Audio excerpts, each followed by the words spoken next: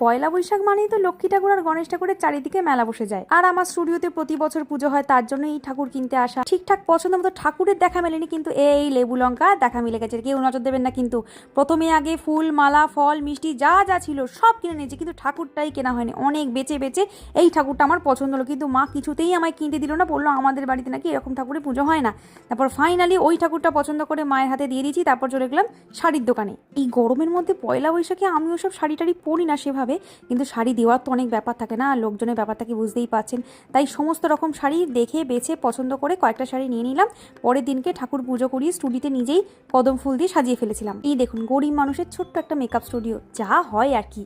ভালোবেসেই নিজে হাতে ছোটো মধ্যে আয়োজন করেছি। দেখুন তো কেমন হয়েছে, কমেন্টে কিন্তু জানাবেন। একই আমার লক্ষ্মী ঠাকুরের মুখটা ছোট, তার উপরে ঠাকুর মশাই এবার লক্ষ্মী ঠাকুরের মুখটা সিঁদুরে ভর্তি করে দিয়েছে। নববর্ষের বড় ব্লগ কিন্তু আপলোড হয়ে গেছে। ভিডিওটা ভালো লাগলে টুক করে দিন সাবস্ক্রাইব। টাটা।